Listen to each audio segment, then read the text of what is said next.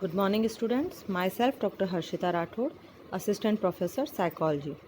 आज हम बात करेंगे सकारात्मक संज्ञानात्मक प्रक्रिया की, जिसका नाम है फ्लो या प्रवाह। अभी तक हमने पिछले लेसन्स में कई तरीके की सकारात्मक संज्ञानात्मक प्रक्रियाओं की बात की है, जैसे आशा, आशावादिता, आत्मक्षमता। उन्हीं की तरह प्रवाह भी एक कॉग्निटिव प्रोसेस है, अर्थात एक मानसिक प्रक्रिया है, या इसे हम मानसिक अवस्था कह सकते हैं। और ये एक ऑपरेशनल प्रोसेस है, अर्थात प्रक्रियात्मक रूप से ये जुड़ा हुआ है। या हम बात करें कि जैसे प्रवाह, जो कि आपको नाम से ही साउंड कर रहा होगा कि कुछ चीज़ कंटिन्यू हो रही है, कोई एक्शन हो रहा है, तो ये ऑपरेशनल प्रोसेस है जिसके अंदर व्यक्ति किसी चीज़ से जुड़ा हुआ होता है, किसी चीज़ में तल्लीन हो जाता है। प्रवाह या फ्लो अगर हम बात करें तो ये किसी कार्य, किसी प्रोसेस में कोई जो भी एक्शन हो रहा है उसके अंदर मग्न हो जाना, तल्लीन हो जाना, उस कार्य में अपने आप को पूरी तरह से डुबा देना, वह चीज़ कहलाती है प्रवाह। वह जो मानसिक अवस्था है वह कहलाती है प्रवाह। और अर्थात इसमें व्यक्ति को सिर्फ वो उस क्रिया में, उस एक्शन में जो प्रोसेस हो रहा है उसमें वह आनंद की अनुभूति करने लगता है। उसी में वह इतना अधिक मग्न हो जाता है कि उसे न खुद का ज्ञान होता है, न अपने आसपास के वातावरण का, न उसे समय का ज्ञान रहता है, और ना ही उसे किसी भी अन्य चीज़ का कोई ध्यान रहता है। वह सिर्फ़ और सिर्फ उस प्रक्रिया में लीन हो जाता है।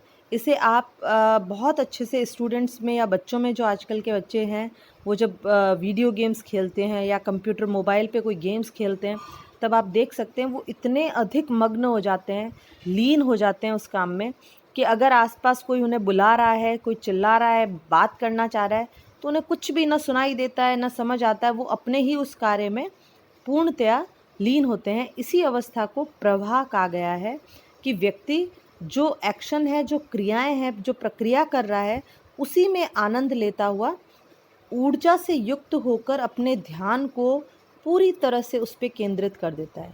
यानी एक जब हम मेडिटेशन की बात करते हैं या ध्यान लगाने की बात करते हैं, तो वहाँ व्यक्ति लीन नहीं होता, लेकिन वह क्या होता है, एक अपनी ध्यान की अवस्था में चला जाता है। वो किसी प्रक्रिया को नहीं कर रहा। यहाँ प्रवाह की जब हम बात कर रहे हैं तो ये आपका क्या कहना चाहिए, आध्यात्म है या मेडिटेशन की बात कर रहे हैं, उस ध्यान से काफ़ी अलग है। क्योंकि ध्यान में व्यक्ति एक अवस्था में बैठकर किसी एक चीज़ पर ध्यान लगाता है।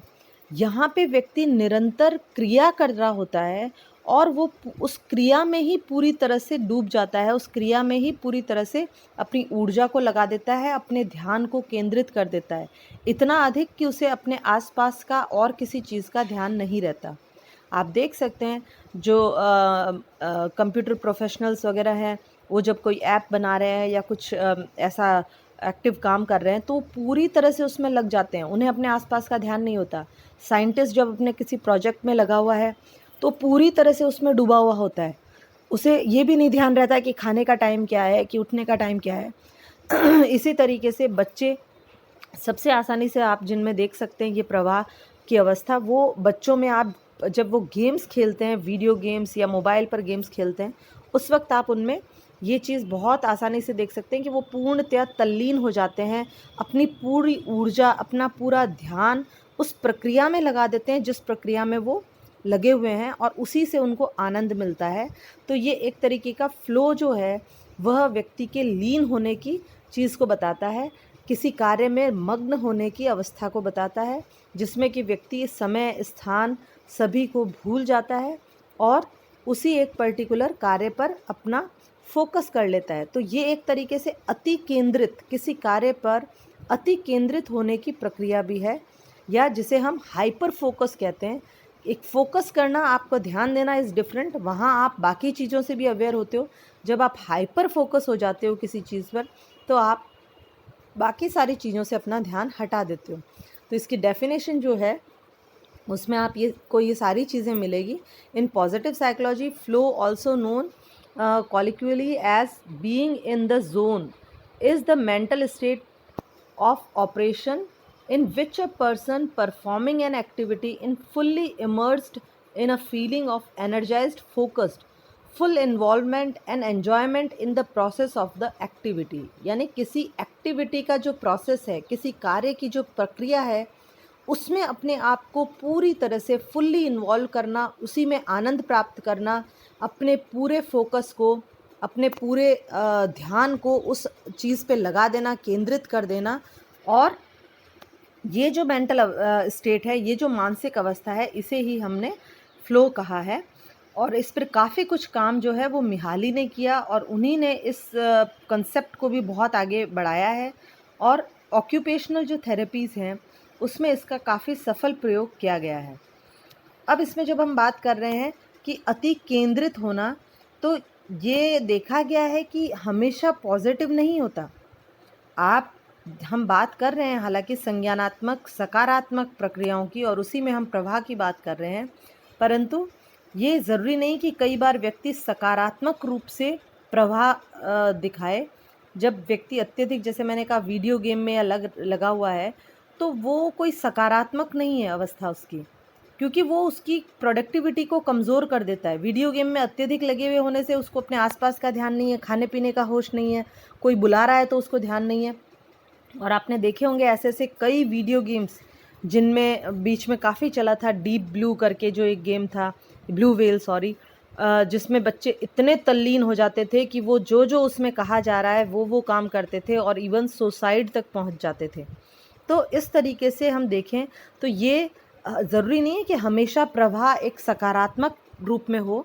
ये कई बार सकारात्मक नहीं भी होता, लेकिन फिर भी प्रवाह का तात्पर्य है किसी चीज़ में लीन हो जाना। जीन नाकामुरा और उनके जो साथी थे, उन्होंने इसके प्रवाह के कुछ कारण बताए हैं, या एक तरीके से इनकी विशेषताएं बताई है कि प्रवाह में क्या क्या होता है। तो इसमें देखिए, सबसे पहले वर्तमान क्षण पर तीव्र एवं केंद्रित ध्यान, इंटेंस एंड फोकस्ड कंसंट्रेशन।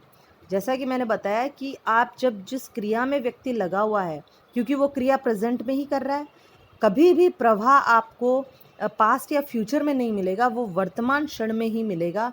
वर्तमान क्षण में जो व्यक्ति कार्य कर रहा है, उस पर वो अपना पूरा फोकस, पूरा ध्यान केंद्रित कर देता है और इतना इंटेंसली वो उस एक्टिविटी में लग जाता है कि उसे और कुछ आसपास का ध्यान नहीं रहता। दूसरा है क्रिया व जागरूकता का आपस में विलय हो जाना।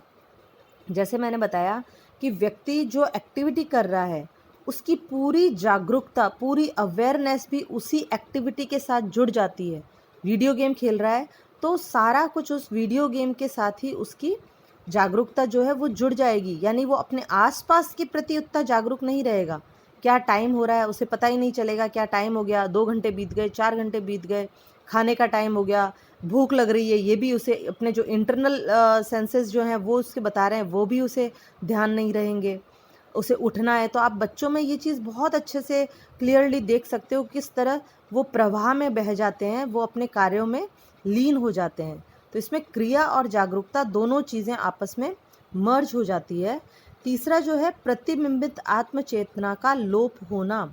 जो सेल्फ कॉन्शियसनेस है, मैंने जैसे बताया, सेल्फ कॉन्शियसनेस यानी आपकी खुद की फिजिकल, और सेल्फ यानी अपने आसपास की जो कॉन्शियसनेस है, वो उस प्रतिबिंबित होना ख़त्म हो जाती है। जैसे मैंने बताया, भूख लगना मिट जाएगा, प्यास लगना मिट जाएगा।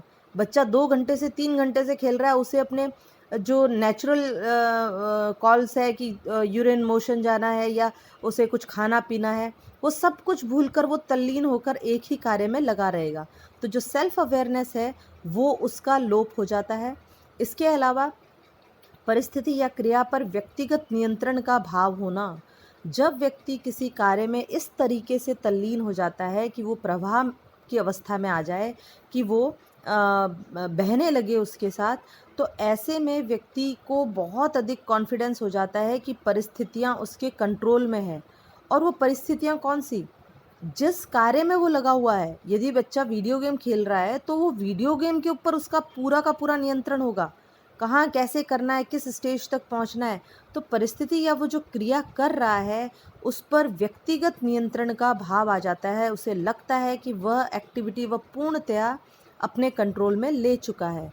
इसके अलावा जो 5th पॉइंट है वो है सामयिक अनुभवों का विकृत होना, समय के आत्मगत अनुभव का परिवर्तित हो जाना, समय का सामान्य से अधिक गति से गुजरना।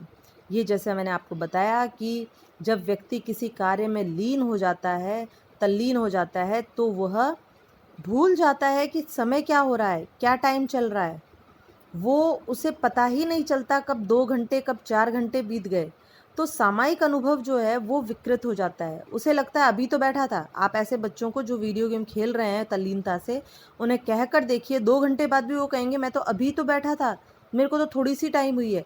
यानी कि समय उनके लिए बहुत सामान्य गति से बहुत तेज़ी से गुजर जाता है। 2 घंटे उनको 2 मिनट लगते हैं, उनको 3-4 घंटे भी उनको लगते हैं बस मैं तो 15-20 मिनट से ही तो बैठा हूँ। तो ये वाला जो फीलिंग है वह भी इस प्रवाह में होती है। और इसके अलावा हम बात करें तो देखिए जो छठा पॉइंट है, क्रिया के अनुभव को मूलभूत रूप से पुरस्कृत रूप में देखना, जिसे ऑटोटेलिक अनुभव भी कहा जाता है।